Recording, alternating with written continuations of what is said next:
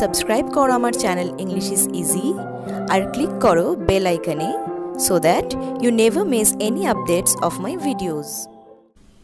Hello everyone, hope you all are doing well. আজকে আমরা শিখব এমন কিছু ইংলিশ ফ্রেজ যেগুলোকে বলা হয় স্টার্টার ফ্রেজ। স্টার্টার ফ্রেজ কি? স্টার্টার ফ্রেজ হলো এমন কিছু ফ্রেজ যেগুলো আমাকে হেল্প করবে কোনো কমিউনিকেশন শুরু করার ক্ষেত্রে। স্টার্টার ফ্রেজ নামটা কোথা থেকে এলো, কি কি সেন্টেন্স ইউজ করতে পারি আমি স্টার্টার ফ্রেজে, সেই সব কিছু শিখবো এই ভিডিওটাতে। So stay tuned with this video. Hi everyone, it's Sudipta and you are watching me in my channel English is Easy, যেখানে আমি তোমাকে ইংলিশ শেখাই আর অবশ্যই বাংলাতে এক্সপ্লেন করে। তো চলো শুরু করা যাক।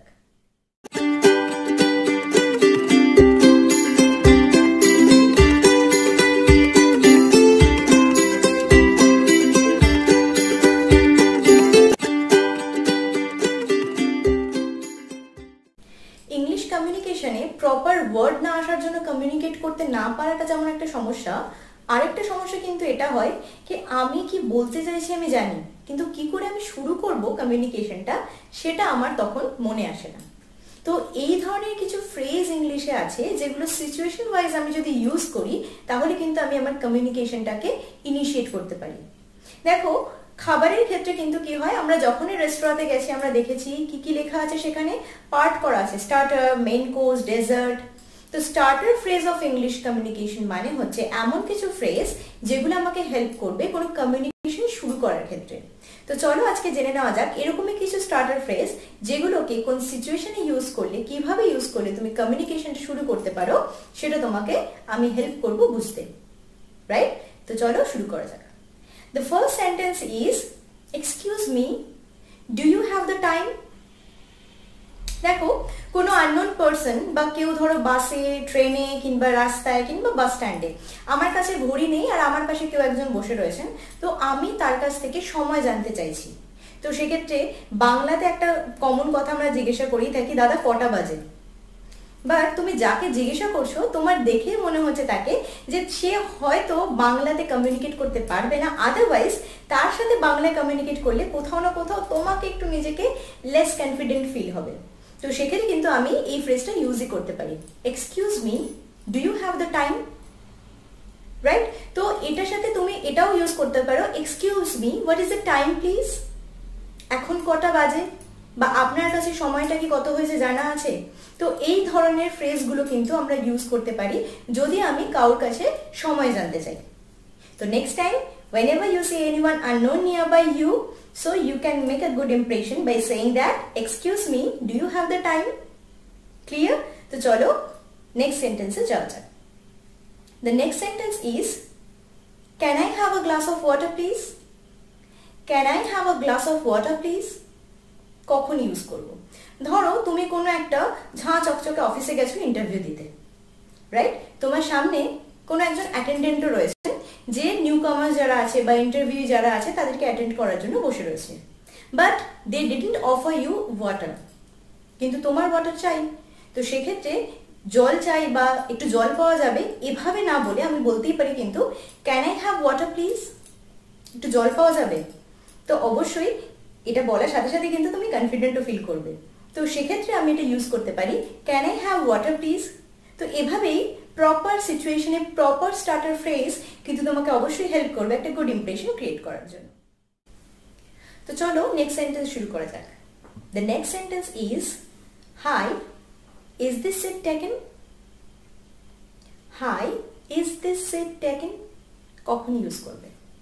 ধরো কোনো একটা পাবলিক প্লেসে তুমি দেখছো একটা সিট ফাঁকা রয়েছে, কিন্তু সেখানে গিয়েই সাডেনলি বসে পড়াটা একটা আনইউজুয়াল সিচুয়েশন ক্রিয়েট করতে পারে। তো সেক্ষেত্রে একটা পজিটিভ জেস্চার দেখিয়ে তুমি এটা বলতেই পারো, hi, is this seat taken? মানে হচ্ছে এখানে কি কেউ বসেছে বা এই জায়গাটা কি তোমার? তো সেক্ষেত্রে আনসার যদি নো হয় তো অবশ্যই তুমি কি বলতে পারো তার বদলে, do you mind if I sit here? আপনি কি কিছু মনে করবেন যদি আমি এখানে বসি? তো দেখো এই ধরনের ছোট ছোট পজিটিভ জেস্চার কিন্তু আমাকে অবশ্যই হেল্প করবে একটা গুড কমিউনিকেশন বিল্ড আপ করার ক্ষেত্রে, আর অ্যাট দ্য সেম টাইম এই ধরনের জেস্চার খুব important to become a good human being, right? ধরো তুমি কোনো একটা প্লেসে ইন্টারভিউ দিতে গেছো, তো সেখানে কোনো একটা প্যানেলে তোমাকে বসতে বলা হয়েছে। তো তুমি দেখছো একজন ক্যান্ডিডেট অলরেডি সেখানে বসে রয়েছে আর একটা সিটই রয়েছে। তো সেক্ষেত্রে তুমি এটাই বলতেই পারো, hi, is this seat taken? যদি আনসার নো হয় তাহলে তুমি কি বলতে পারো, do you mind if I sit here? আপনি কি কিছু কি মনে করবেন যদি আমি এখানে বসি? তো একটা গুড ইমপ্রেশন ক্রিয়েট হয় এটার মধ্যে দিয়ে, রাইট? তো চলো নেক্সট সেন্টেন্সে যাওয়া যাক। The next sentence is turn off the AC. Can I turn off the AC? Turn off একটা ফ্রেজাল ভার্ব। ফ্রেজাল ভার্ব কিন্তু সবসময় তোমাকে হেল্প করে কোনো একটা সেন্টেন্সকে প্রপারলি ফর্ম করতে। আর সেক্ষেত্রে প্রত্যেকটা ফ্রেজাল ভার্বের কিন্তু আলাদা আলাদা মিনিং আছে। টার্ন অফ মানে হচ্ছে বন্ধ করে দেওয়া, সুইচ অফ।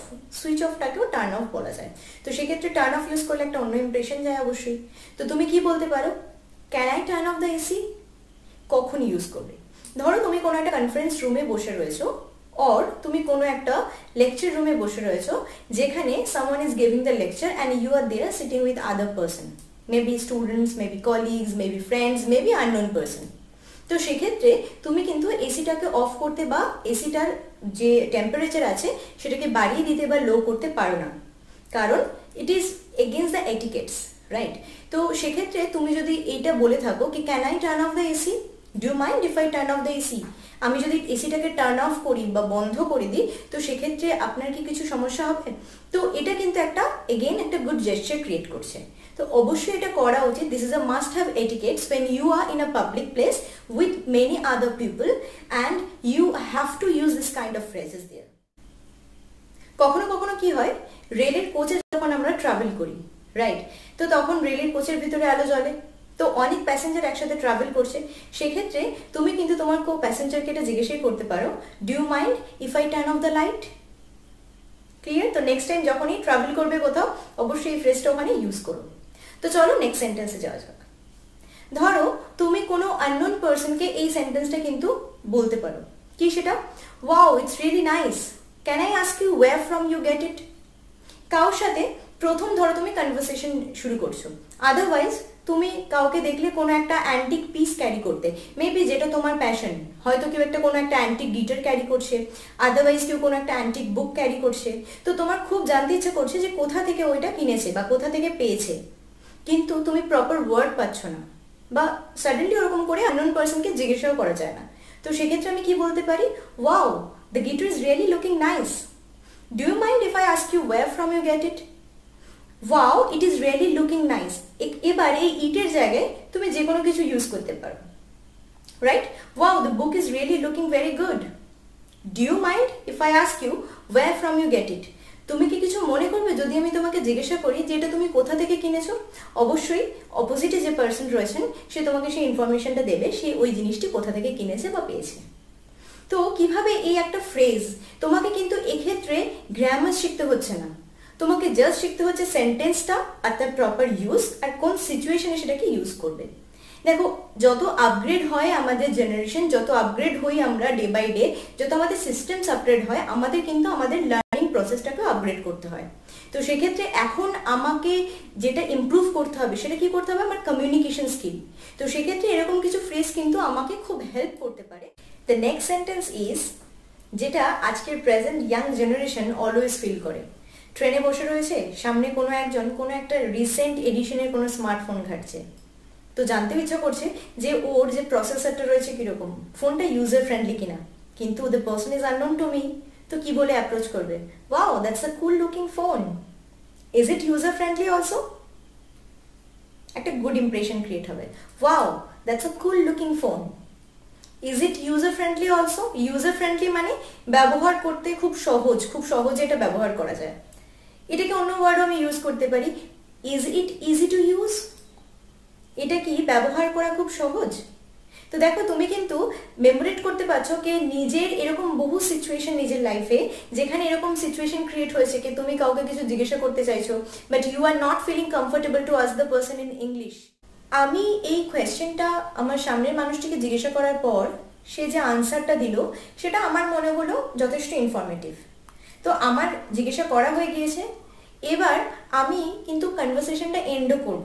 তো সেক্ষেত্রে আমি কি বলতে পারি, thanks for the suggestion, this is really very important information for me, thanks for the suggestion, হয়তো সে আমাকে বললো যে হ্যাঁ ফোনটা ভালো, বাট এর ব্যাটারি ক্যাপাসিটি বা ব্যাটারি পাওয়ারটা অতটা ভালো নয়। তো সেক্ষেত্রে আমি তাকে কি বলতে পারি, oh thanks for the suggestion, this information is really helpful to me. তো এভাবে কিন্তু আমি কনভারসেশনটাকে এন্ড করতে পারি। তো দেখেছো, এভাবে স্টার্টার ফ্রেজ কিন্তু অলওয়েজ তোমাকে হেল্প করবে যে কোনো সময় কোনো প্রকার কমিউনিকেশনকে শুরু করার ক্ষেত্রে। আর আমরা সবাই জানি it's easy to run with a started engine, but it is difficult to start a engine by itself. তো অবশ্যই স্টার্টার ফ্রেজগুলোকে প্রপারলি বোঝো, প্রপারলি এগুলোকে ইউজ করো, তাহলে অবশ্যই তোমার হেল্প হবে তোমার স্পোকেন ইংলিশের ইমপ্রুভমেন্টের ক্ষেত্রে। So I hope you all enjoyed this video, and if you do so, please hit the like button there, and yes, subscribe to my channel. আর যদি তোমরা এরকমই ভিডিও আরো দেখতে চাও বা কি তোমাদের সাজেশন আছে, কি ইমপ্রুভমেন্টস দরকার তোমাদের, তো সেগুলো কিন্তু কমেন্ট সেকশনে মেনশন করতে ভুলো না। আমি অবশ্যই তোমাদেরকে হেল্প করব at my best, right? So till then, keep learning and stay positive. Bye bye.